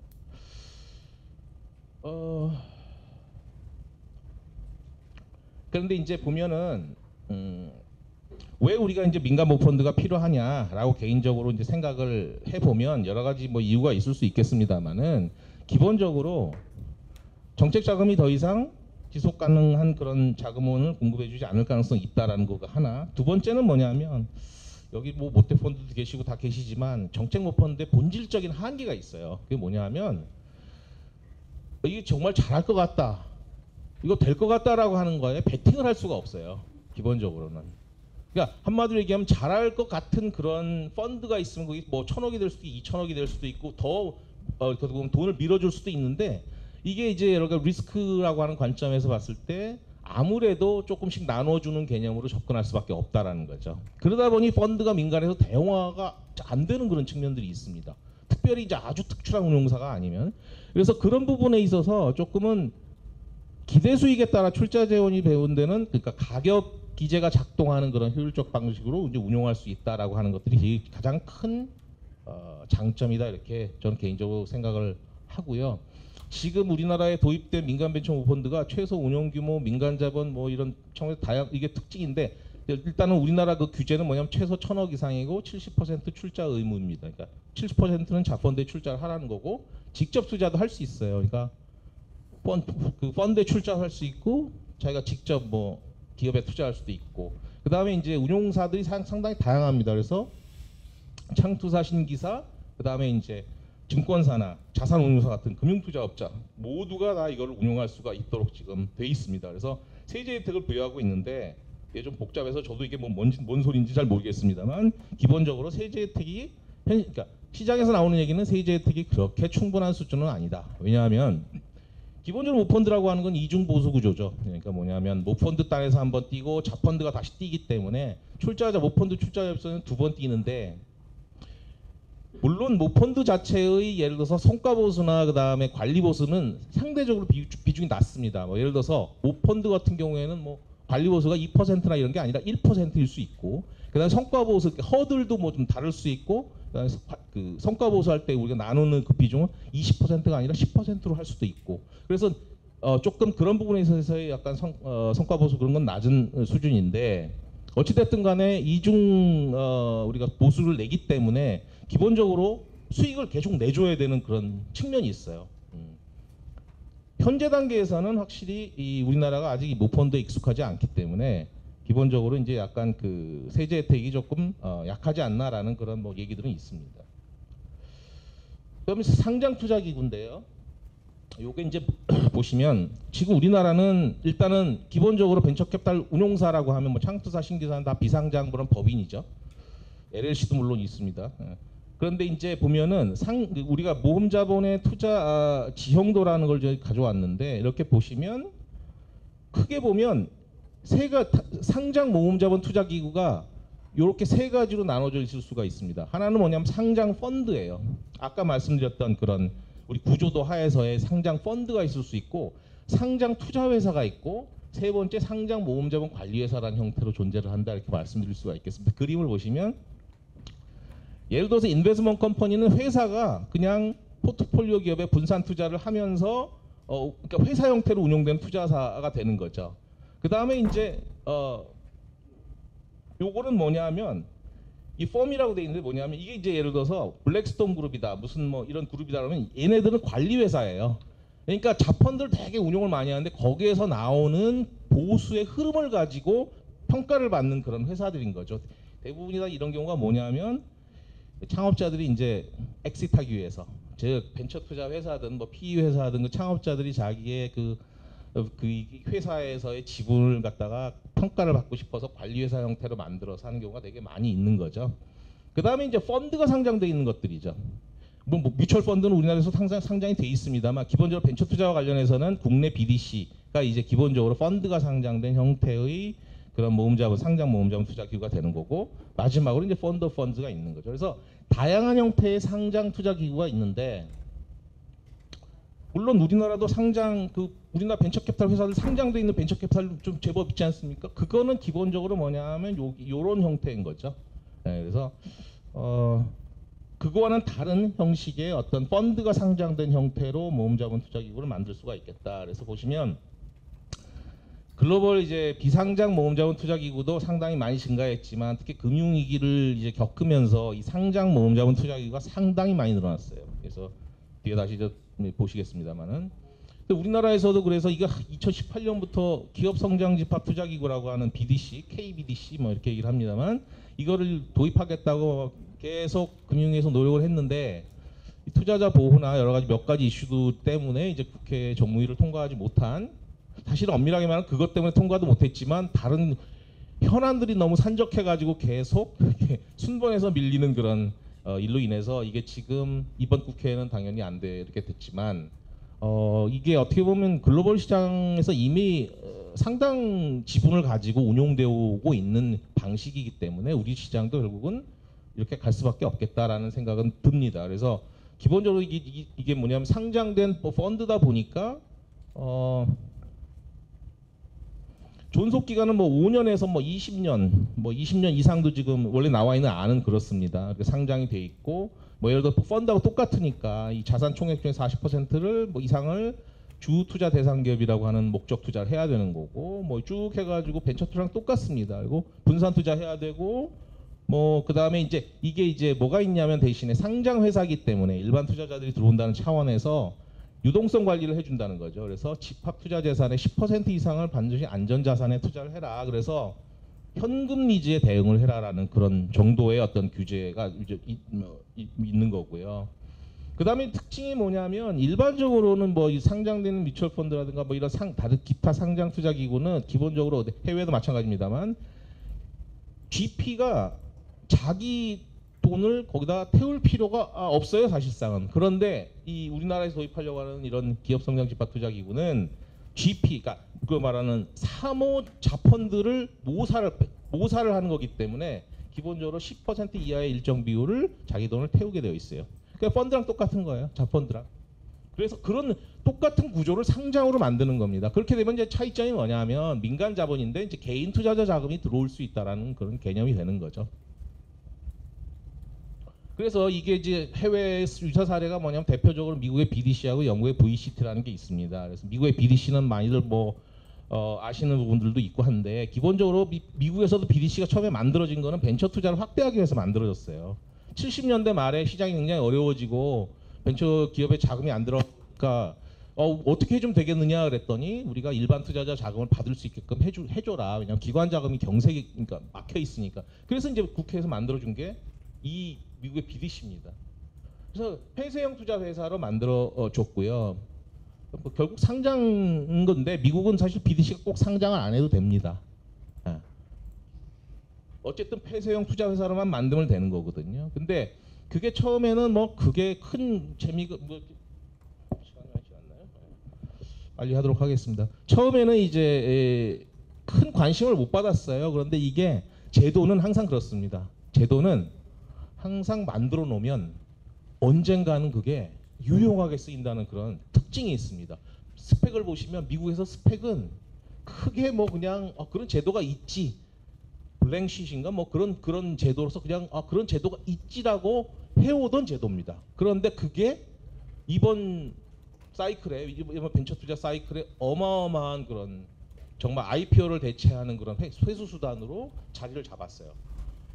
BDC도 똑같아요. 처음에는 그런 게 있지 뭐 굳이 관심을 안 갖다가 이게 금융위기 전후로 해가지고 이게 뭐냐면 이제 금융위기가 생기면서 미국도 마찬가지로 이제 은행들의 자본 규제가 들어옵니다. 그러다 보니까 중소기업들이 돈을 조달할 데가 없다 보니까 BDC나 이런 것들이 중소기업에 돈을 되게 많이 조달해주는 그런 창구로 이렇게 바뀐 거예요. 그래서 그걸 찾은 거죠. 그래서 지금은 대략 한 100조 정도 규모의 시장으로 이제 AUM이 그렇게 성장을 했고, 다만 BDC는 이제 우리는 이제 처음에 도입을 할 때는 벤처 투자를 목적으로 도입을 했는데 사실상 이게 규제 자체가 조금 거기에 한목적적으로 설계가 안 돼가지고 채권형과 주식형으로 이렇게 다 할 수 있게끔 돼 있습니다. 그래서 왜냐하면은 기본적으로 적격 포트폴리오 기업이라고 하는 피투자 기업이죠. 거기에 돈만 들어가면 되지 무슨 돈이냐, 에쿼티냐 대시냐 별로 구분을 안 했다는 거죠.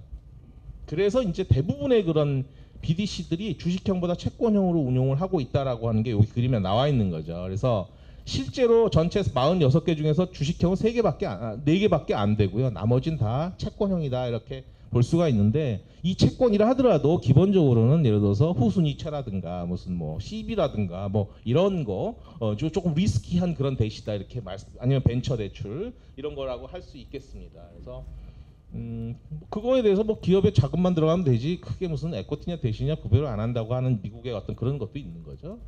영국은 어떠냐면 영국은 처음부터 에코티고 실제 운용도 에코티로 운용을 하고 있습니다. 이거는 뭐냐면은 예전에 이 보시면은 95년도에 만들어졌어요. 그래서 개인 투자자들이 간접적으로 이렇게 투자할 수 있도록 해주자 해서 재정법이라고 하는 건 세법입니다. 영국에서. 세법에다 적용을 해놨어요. 그래서 이게 뭐냐면 역시 마찬가지로 상장 폐쇄형 투자에서 만든 거고 표를 보시면 이건 전부 100% 에코티로 운용을 하고 있다 보시면 되고요. 그래서 운용하는 그런 주체들을 보시면 VC가 가장 많습니다. 실제 VC가 이거를 운용하는 데가 뭐 대략 한 31% PE가 운영하는 것도 있고 자산운용사 그다음에 이제 뭐 증권사 같은 곳이죠. 이런 곳에서 이제 운용을 하는 모습이 나타나고 있습니다. 그래서 VCT는 그러니까 영국의 VCT는 미국의 BDC보다는 운용 규모가 좀 작습니다. 작은데 작지만 평균 규모가 작다는 거지. 영국의 VCT 중에서 제일 큰 데가 어디냐면 타이탄이라는 곳이 있습니다. 타이탄은 단일 상장돼 있는 VCT인데 운용 AUM이 1조가 넘어요. 그 굉장히 큽니다. 그래서 사실상 영국의 VCT는 나름 뿌리를 완전히 내린 그런 제도라고 할 수 있고 모든 거기에 상장돼 있는 VCT들이 다 초대형 뭐 자이언트가 될 필요는 없지만 하여간 그 시장의 어떤 그런 역량과 운용사의 역량에 따라서 완전히 시장 구도가 정립이 돼 있다 이렇게 볼 수가 있습니다. 근데 영국의 VCT는 대신에 이게 자리를 잡은 이유가 뭐냐면 소득공제를 굉장히 세게 줬습니다. 이래서 자리를 잡은 거예요. 왜냐면 에코티 투자다 보니까 이거를 그런 거 없이 그냥 하게 되면 이게 결국은 자금이 안 모이는 그런 측면이 있는 거고 그래서 고액 자산가들이 이 VCT에 많이 투자를 한 사례가 있습니다. 자 어찌됐든 간에 세 가지는 모두 우리 BDC나 VCT나 국내 BDC나 모두 VC 확대를 지향하고 있지만 결과적으로는 좀 다른 측면으로 운용된 측면이 있다 이렇게 말씀드릴 수가 있겠고 지금 우리가 현재까지 나와 있는 기업성장 집합투자기구 안은 사실은 최저 그 주목적 투자 비중을 40% 정도로 정하고 있는데 그러니까 물론 그 이상 어떤 수준이라는 거죠. 그러니까 꼭 40%가 아니라 근데 해외는 굉장히 좀 강한 그런 운용 규제가 있다. 그래서 70% 이상을 설정하고 있고 요거는 향후에 이제 뭐 결정될 내용이라서 운용사분들이 많이 계시니까 굳이 한 말씀을 드리자면 보수 체계 그러면 VCT나 BDC는 보수 체계를 어떻게 가져가느냐 그냥 일반 3호 자펀드 VC 자펀드 운영하는 건 똑같습니다.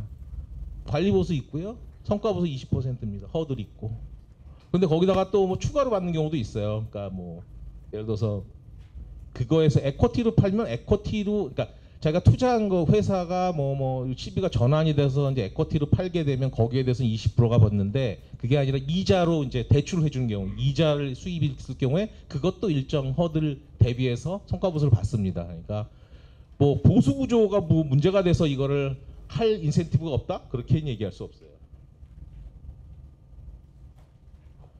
그래서 이제 비교는 그냥 이렇게 나중에 참고하시면 될 것 같고요. 그래서 결국은 뭐냐면 기업성장 집합투자기구는 BDC는 이제 민간 자금, 개인 자금이 모금 자본으로 유입될 수 있는 체계적 통로가 될 수 있다라는 게 이제 개인적인 생각이고 미국 같은 경우는요 상장 BDC의 시가총액이 전체 우리 3호 모금 자본 시장의 사실 10%밖에 안 돼요. 그러니까 미국은 뭐냐면 기존의 그냥 3호 자펀드 중심의 그런 모금 자본 벤처 투자 시장이 굉장히 크고 상장 시장은 그거 일부분만 차지하고 있다 이렇게 보시면 맞지만 영국은 이 상장 모금 자본 투자에서 시가총액이 3호 시장의 그런 모금 자본과 거의 맞먹는 수준이에요. 그러니까 영국은 오히려 이런 상장 쪽이 조금 더 발달. 왜냐하면 거기 런던 그 LSE가 있지 않습니까? 런던 스탁 익스체인지에 보시면 아까 말씀드렸던 뭐 그런 모펀드, 그러니까 상장 모펀드들도 꽤 제법 상장이 돼 있고 그런 쪽으로 어떻게 보면 좀 조금 팬 유럽이라고 해야 되나 범유럽적인 그런 수요들이 많이 있어서 이게 꽤 큰 시장을 형성하고 있다 이렇게 볼 수가 있겠습니다. 그래서 이거는 어떻게 향후의 구도가 어떻게 갈 것이냐라고 하는 거는 기본적으로 이제 그 나라의 고유한 문화, 뭐 벤처 투자 문화라고 해야 되나요? 하여간 그 상황에 따라 달리 결정이 된다 이렇게 말씀드릴 수가 있겠습니다. 다만 상장 투자 기구로서 이제 기업 성장 집합 투자 기구가 어쨌든 언젠간 저는 개인적으로 된다고 봅니다. 그런데 이게 의미를 갖는 것은 이게 지금이야 뭐 벤처 투자만 하는 거지만 이거 벤처 투자만 담을 필요가 없어요. 벤처 투자하는 상장 투자 기구가 있고 뭐 PE 투자하는 상장 투자 기구 만들면 되는 거고 굉장히 다양해지는 게 되는 거거든요. 단지 상장이라는 물꼬만 트게 되면 여러 가지를 다 할 수 있다 이렇게 말씀드릴 수 있겠습니다. 물론 상장을 해주셔야 된다는 전제죠.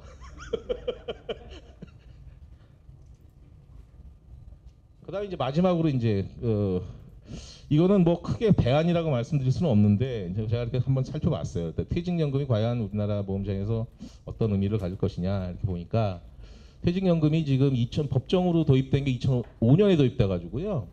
뭐 다들 아시겠습니다. 국민연금, 퇴직연금, 개인연금 삼중 노후보장 체계죠. 이렇게 해서 되어 있고 지금 2023년 말 기준으로 이렇게 보시면 적립금이 378조 원이고 전년 대비 이게 얼마냐면 17. 전년 대비 17%가 늘어났어요. 그래서 절반은 DB, 한 26% 정도가 DC, 그다음에 IRP로 20% 정도가 운용이 되고 있는 거죠. 그래서 DC하고 IRP는 뭐 같은 DC형이니까 이렇게 보시면 반반이다 이렇게 볼 수가 있습니다. 이것도 사실 나라마다 다 다른 것 같습니다. 근데 우리나라는 상대적으로 DB로 운용하고 있는 비중이 높다 이렇게 볼 수 있을 것 같습니다. 국내 DB형은 대부분 뭐냐? 이 예금과 같은 원금 보장형으로 운용이 되고 있는 겁니다. 이게 아무것도 안 하는 거예요, 사실상. 예. 이 예금이라는 게 이자율이 굉장히 낮지 않습니까? 그래서 그나마 이 DB 자금을 그래도 OCIO니 뭐니 해가지고 이걸 관리해주는 그 OCIO라는 게 결국 펀드 매니저예요. 그런 걸 통해서 조금 수익률을 높이자라고 하는 그런 움직임이 뭐 그런 소리들은 있는데 실제로 굉장히 보수적으로 움직입니다. 이 부분이 우리나라뿐만 아니라 대부분의 퇴직연금과 관련된 부분은 이렇게 프로텍션이라는 개념이 있어서 보호해야 된다. 우리 근로자의 자산을 보호해야 된다라고 하는 뭐라고 해야 되나 그 정서가 있습니다. 그래서 지금 우리나라도 뭐 큰 예외는 아닌 것 같고 BC형 같은 경우는 뭐 당연히 이제 그 가입자가 퇴직연금 가입자가 자신이 알아서 운용을 하기 때문에 여러 가지 그런 상품들이 나와 있습니다. 보면 이거 타임 데이트라고 했는데 타깃 데이트입니다. 타임 데이트가 아니라 TDF가 지금 우리나라에 굉장히 많이 지금 활성화돼서 지금 신문 보니까 대략 10조 정도의 시장이 된다고 합니다. TDF라고 하는 거는 자기의 그 연령대에 따라서 타깃 데이트를 정하고 거기에 따라서 자산 배분이 이루어지는 자연스럽게 시간이 가면서 자산 배분 비중이 변하는 그런 타임 그러니까 목적 데이트 함수다 이렇게 펀드다 이렇게 이해할 수 있는데요. 그러니까 뭐냐면 이것도 펀드입니다. 펀드예요. 말하자면 이제 내가 젊으면 주식에다가 좀 더 많은 비중의 그걸 싣기 때문에 뭐 예를 들어서 뭐 VC 펀드에다가 실을 수도 있는 거죠. 근데 제가 확인해 보니까 우리나라 TDF들은 이렇게 규모가 큰데도 국내 VC나 뭐 PE나 이런 쪽엔 투자를 안 하고 있고 그렇다고 해서 VC에 투자를 안 하느냐 그건 아니에요. 해외 VC 펀드나 해외 뭐 대체 투자나 이런 건 다 하고 있습니다. 그래서 우리나라로 이제 자금이 안 들어오고 있는 그런 상황이다 이렇게 말씀드릴 수가 있고요. 아시겠습니다만 뭐 DC는 기본적으로 개별 상장 주식 또 안 돼요. ETF만 됩니다. 개별 상장 주식에 개인이 투자를 못 해요. 이 DC형을 통해서. 그 다음에 비상장 주식 사모펀드는 당연히 안 되고요. 그래서 이 퇴직연금 쪽은 다 막혀 있다 이렇게 보시면 되겠습니다. 그래서 운용체계 운용 규제를 보면 이렇게 보시면 뭐 원리금 보장 자산과 원리금 비보장 자산으로 딱 두 개로 나눠져 있죠. 그래서 아까 DB는 거의 대부분 원리금 보장 자산으로 운용을 하고 있는 거고요. DC형도 그렇다고 원리금 비보장 자산이나 뭐 이런 걸로 이게 총 운용 한도가 정해져 있습니다. 그래서 대략 이렇게 돼 있고 그 다음에 이제 보시면 DC 같은 경우 이게 DB는 실질적으로 사모펀드 할 수 있게끔 돼 있지만 안 하고 있는 거죠. DC는 아예 금지가 돼 있어요. 개인들은 그런 거 하지 말라는 거거든요. 그렇게 돼 있습니다. 그 다음에 뭐냐면 원금 비보장 자산에 대해서도 보시면 비상장 주식 안 되는 걸로 아까 말씀드렸죠. 해외 비적격 시장의 주식도 안 됩니다. 그러니까 뭐 이상한 뭐 약간 소규모 그런 주식 시장에 주식도 안 되고 예를 들어 큰데 뭐 뉴욕 증시 뭐 이런 데만 되도록 돼 있고 그 다음에 이제 뭐 여러 가지 뭐 파생결합은 뭐 말씀드릴 필요는 없는 것 같은데 전체적으로 보면 비상장 주식이나 그러니까 비상장 사모 쪽에 투자하는 거는 거의 막혀 있다 이렇게 보시면 되겠습니다. 대신에 아까 말씀드렸던 DC형 같은 경우 우리나라는 TDF에 대해서 굉장히 좀 우호적인 그런 게 있습니다. 사실 실질적으로 이제 글로벌리 봤을 때도 TDF가 굉장히 급속한 성장을 하고 있는 건 맞거든요. 그래서 근데 대신에 보면은 DC, IRP 같은 경우에는 TDF가 지금 선정되어 있는 선발되어 있는 TDF인데 거기서는 적립금의 100%까지 살 수 있게끔 돼 있습니다. 그러니까 펀드거든요. 이것도 그러니까 본질상 펀드까지 할 수 있으니 사실은 향후에 이제 이런 조금 어떻게 보면 기술적인 부분들을 좀 규제를 완화한다든가 좀 풀어서 이쪽으로 이제 자금이 들어올 수 있게끔 할 수 있는 여지는 있다 이렇게 보여집니다. 자, 근데 이제 보면은 이 퇴직연금과 VC 펀드의 출자와 관련해서 이제 이거 역사적 배경이라고 해야 되나 해외 사례를 잠깐 보시면 이게 아주 뭐라고 해야 되나요? 아주 좋은 예가 왜 퇴직연금이 시장 발전, 보험자본 시장 발전에 굉장히 중요하냐라고 하는 걸 보면 미국이 그 사례거든요. 미국이 뭐냐면 70년대 말 80년대 초에 이 에리사법이라고 하는 건 한마디로 그 퇴직연금법이라고 보시면 됩니다. 근데 거기가 운용상의 운용 규정이 그걸 운용하는 사람에 대한 운용 규정이 되게 모호한 부분이 있었다고 해요. 근데 그 부분이 해석이 명확하게 이루어지면서 퇴직연금이 VC펀드에 출자하기 시작하면서 미국도 시장이 성장하기 시작했다. 근데 사실은 이게 VC만이 아니에요.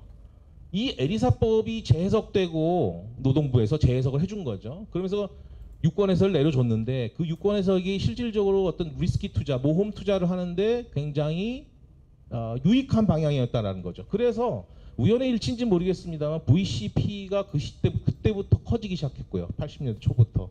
또 하나는 뭐냐면 주식시장의 기관화가 나타나기 시작했습니다. 미국에서도.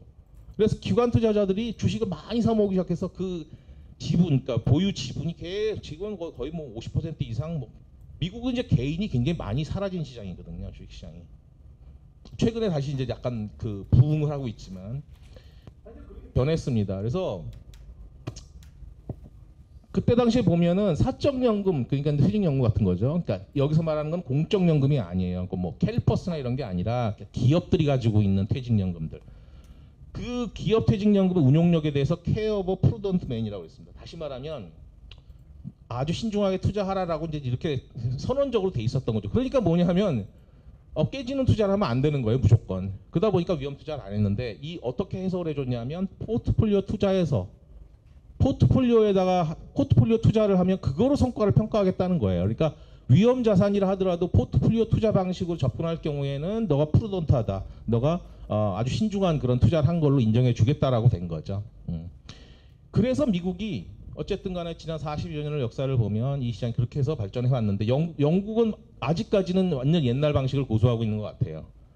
그래서 더 이상은 안 되겠다. 퇴직 자산이 이런 속도로 늘어나서는 국민들 노후 보장이 안 되겠다 싶어가지고 작년 7월 달에 맨션하우스 리폼이라는 걸 만듭니다. 그래서 뭐냐면 영국은 이제 DC형이 90%를 차지하고 있대요. 그래서 이걸 개혁을 우선 대상으로 하는데 뭐냐면 2030년까지 대형 퇴직연금 사업자 9개사와 협약을 맺는 거죠. 협정을 맺어가지고 비상장 증권 투자 비중을 최소 5% 이상으로 높이겠다라고 하는 그런 협정을 맺습니다. 그래서 이거는 맨션하우스 리폼이라고 하는 거는 이건 정부 주도예요, 기본적으로. 그래서 지금 영국의 국책은행, 산업은행 같은 거죠. 그런 데서 이제 관련 수수료 구조나 투자 구조 설정을 위한 그런 위임을 받았고요. 기타 이제 DB형 같은 경우도 유사한 그런 그러니까 운용의 효율화, 통합 운용 이런 것들을 위해서 그렇게 통해서 성장형 자산, 결국 벤처 투자 같은 거예요. 성장형 자산의 이런 확대를 위한 그런 조사 연구를 하고 있다. 말씀드릴 수 있겠고, 마지막으로 제가 보여드리고 싶은 거는 이겁니다. 이게 지금 우리 전 세계 주요 국가 VC 펀드의 그 출자 구조를 한번 정리를 어디 자료가 있길래 한번 가져와 봤는데 이게 앞에 제가 보여드렸던 자료하고 정확히 일치하는 건 아닙니다. 그럼에도 불구하고 말씀드릴 수 있는 거는 뭐냐면 이게 천차만별이에요.